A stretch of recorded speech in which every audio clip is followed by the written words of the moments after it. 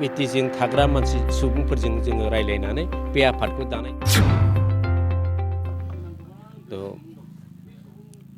बिटिसिनि बायजोआव जोंनि बर' कसारि अट'नमास काउन्सिल बिनायनि बागै जोङो 2014आव जोङो खौसेथि बर' सुबुं आफाद बे आफादखौ दादोंमोन आरो बे आफादनि गेजेरजों जोङो बिटिसिनि बायजोआव 22 जिल्ला आरो 10 लाखनिख्रुइबो बांसिन बर' कसारिफोरनि थाखाय जोङो बर' कसारि वेलफेयार अट'नमास काउन्सिल जोङो थांनाय 2017 फेब्रुवारियाव मोनदों।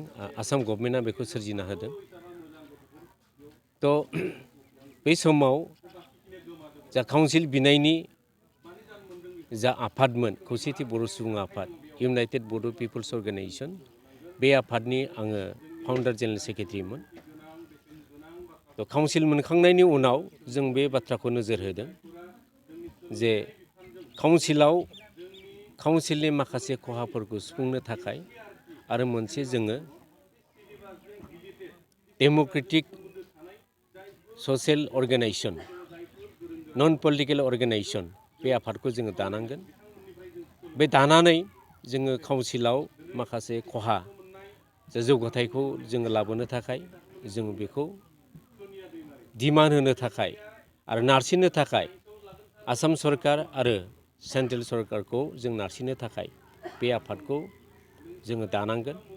बेजों लोगोसे बर' हारिनि राव हारिमु थुनलाइ जौगाथायनि थाखाय समाज जौगाथायनि थाखाय राजखान्थियारि बिथिङाव भारत संबिजितनि सिङाव जाफोर सुजुग सुबिदा बेफोर मोनथायखौ मोनफुंनो थाखाय नारसिननो थाखाय बे आफादखौ जोङो दानांगोन होननानै सानलायो आरो गोबां जोङो इन्टेलेक्सुवेल सुबुंफोरजों सावरायनानै नैबे खौसेथि बर' सुबुं गौथुम इउनाइटेड बड' पिपल्स अर्गेनाइजेसन बे आफादखौ जों जोनोम होनाय जायो आरो बे आफादनि जा गोबां माखासे मथ' दङ बा खामानि मावनो दङ दा खौसेथि सान्थि आरो जों थांना थानायनि लामा गाहायैनो बेनो बर' जेरावखि थाया मानो जोङो ज' ज' थांनानै थानांगौ ज' ज'यैनो जोङो खामानि मावलांनांगौ बे मोनसे जोंहा थांखि आरो बेनि अनगायै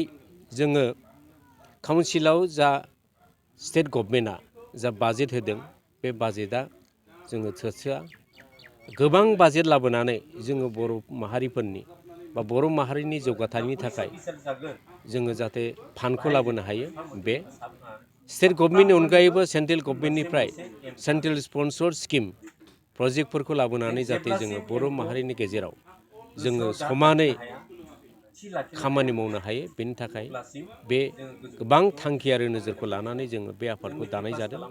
जोङो दासिम बे आफादखौ गुवाहाटि नोगोरमायाव थांनाय जुननि 4 जुनाव बालाजी मन्दिर सिंनि अडिट'रियाम हलाव दाफुंनाय जायो आरो 18 जुनाव जोङो सरबांसा लानाय जायो आरो दासिम जोङो कामरुप मेट्र' आरो आनसलिक कमिटि दाबाय गलाघाट जिल्लायाव थांनाय 26 जुनाव जोङो गलाघाट डिस्ट्रिक्ट कमिटि इउनाइटेड बड' पिपल्स फेडारेसन बे आफादखौ जोनोम होनाय जाबाय आरो जोङो ग्रेजुवेलि बिदिनो आफादफोरखौ दालांगोन।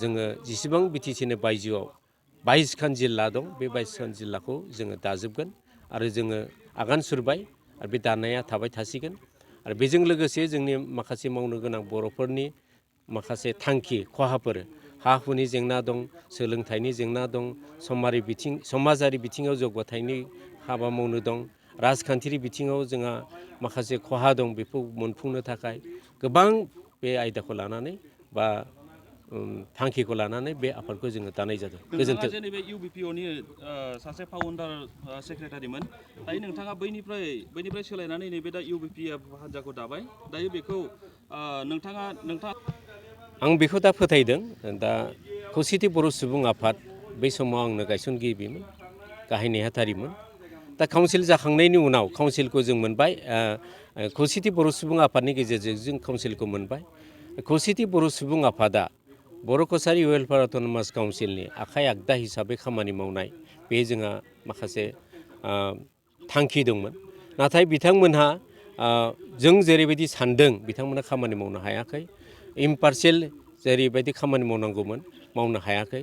मानो होनोबा जोङो नुदों, नोंथांमोनाबो मिथिगोन जे सिमोन सापरियाव हेड अफिस लांनाय बेखौ मिहिनेश्वर बसुमतारी चिफ एक्जिकिउटिभ मेम्बार बर' कसारि वेलफेयार अट'नमास काउन्सिलनि बिथाङा गावनि डिसिसन मथे लांदों। आरो बर' कसारि वेलफेयार अट'नमास काउन्सिलनि जा डेभेलपमेन्ट फान्ड 70निफ्राय 75% धेमाजियावल' बाहायदों।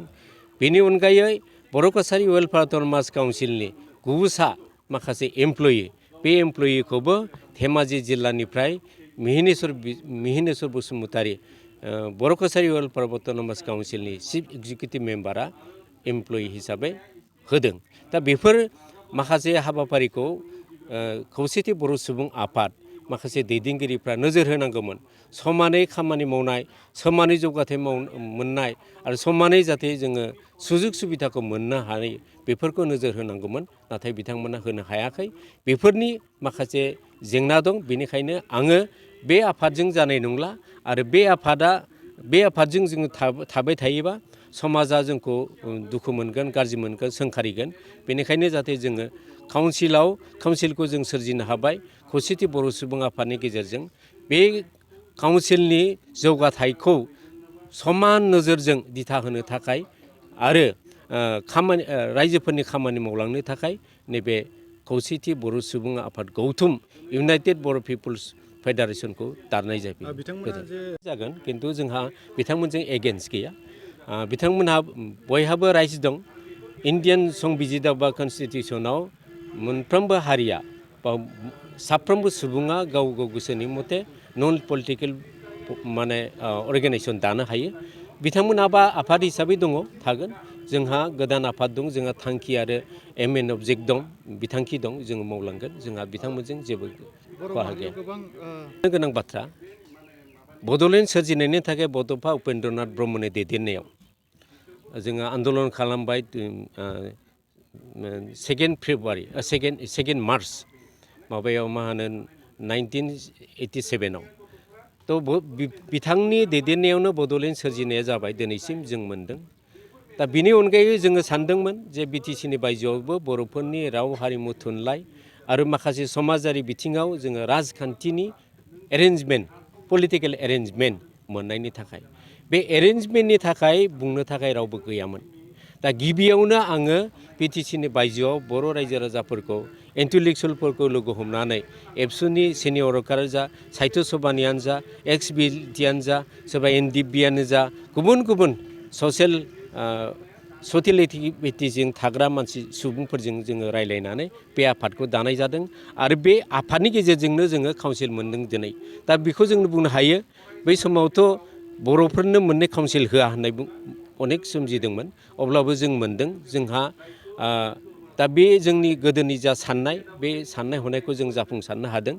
थिग बे रोखोमैनो दा जाखिनि बर' कसारि वेलफेयार अट'नमास काउन्सिलाव जाबायदि डेभेलपमेन्ट जानांगौमोन बे जायाखै। जा अनसुंथाइ मोननांगौमोन सेन्ट्रेल गभर्नमेन्टनिफ्राय, स्टेट गभर्नमेन्टनिफ्राय बेखौ मोनाखै। आरो जाबायदि समानै खामानि मावनांगौमोन 22टा जिल्लायाव आरो 10 लाखनिख्रुइबो बांसिन सुबुंनो समानै खामानि मावनांगौमोन, बे मावनायखौ नुवाखै। जों आसा खालामदों आरो जों खामानि मावनो आखायाव लादों जाहाथे रायजो राजाफ्राबो मदद आरो हेफाजाब होगोन।